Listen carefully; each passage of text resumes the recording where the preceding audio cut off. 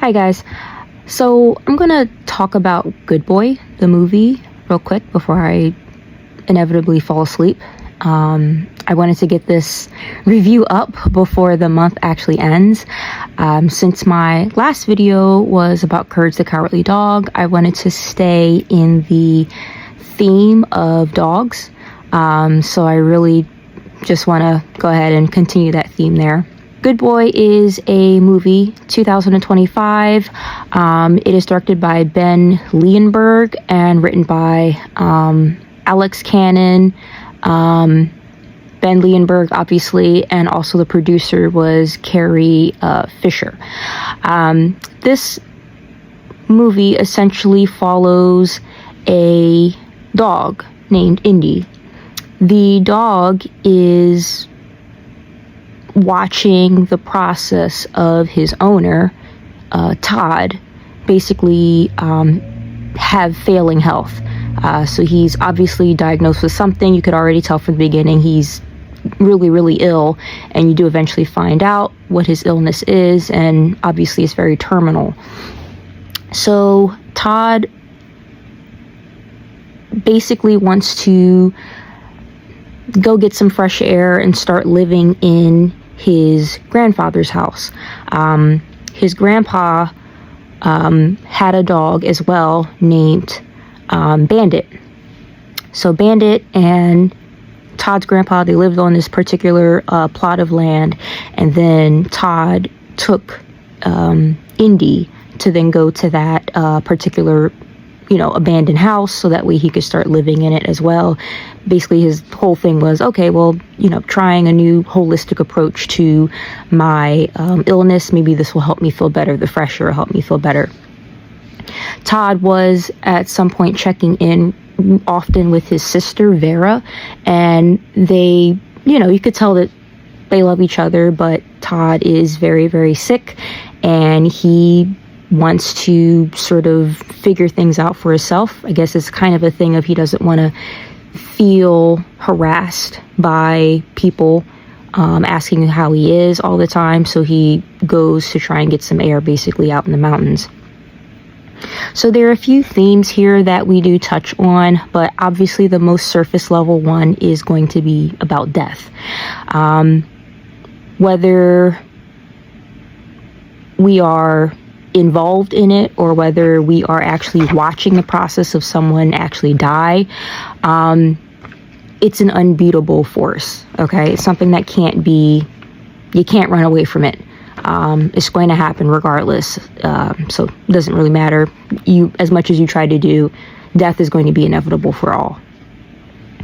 And it's also uncontrollable. So we can't run, we can't hide, we can't look at it in any other way. It catches up to all of us at some point. And it's always going to affect the people who eventually are left with the remainder of whoever has gotten touched by death.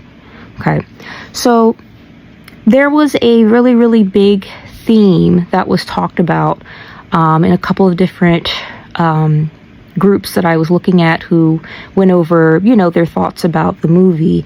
And one of them was the ending, which is going to be the choice of happiness or the choice to live. Everything in the movie I thought was really great. I obviously thought that it was really cool to have a movie or a story rather from the perspective of something that we don't have a full grasp on how they grasp death. The only folks who can really grasp death are the ones who, can pretty much tell stories of what they're viewing and seeing. But in terms of actually how death, the process is of what it's like going through it, we just have recounts of people who have gone through it, but there's nothing else past that. We don't know what else is beyond death. We don't know what's at the end, if it even is the end. So I thought that the cinematography was great. There was a really cool element to the story where you can't see any of the humans' faces. So the whole story was shot from the perspective of like a very below the head below the chest type of perspective, and then Indy's perspective, the dog. So it's really cool, and it kind of makes it feel like any one of these characters can be anyone that you know of. Like the way that they behaved, the way they acted was very, very generic. The way their responses were, like they felt real enough, but they also felt like, well, this could be anyone. This could be grandma. This could be Joe down the street. Like it seemed like you could fill in who these people were, and it could just, again, just be anyone. So where it starts to fall apart for me is towards the end. So one of the things is the choice of happiness or choice of living. Basically, there's supposed to, I think, be an understanding that Todd, when he is being taken by death, he's telling Indy he can't follow him where he's going. And he tells him he has to stay there and be a good boy. We're supposed to believe that, I think, Indy made the choice to try and exit out of where they were in the basement so that he chose to live. The whole story with Todd's grandpa and Bandit is that we're supposed to believe that Bandit stayed and Todd's grandpa was pulled in by death into, you know, whatever subsurface type of depth, whatever it was that death was pulling him into. And we're supposed to believe that Bandit chose to stay there and be a good boy and just stay. But I don't feel that that's correct, though, because you do see evidence of Bandit scratching at the basement like storm door, and it appears that he was just caught and just could not exit, and it looks like he died there from starvation, not because he wasn't attempting to get out, but because he had no way to get out. Indy, luckily, Vera was able to come through, and she actually was able to rescue Indy from the doors, in between the doors, so that he'd survive. So there was that section. I didn't really understand if that was supposed to be the idea of the ending of the story with regards to Indy and Todd's descent into death.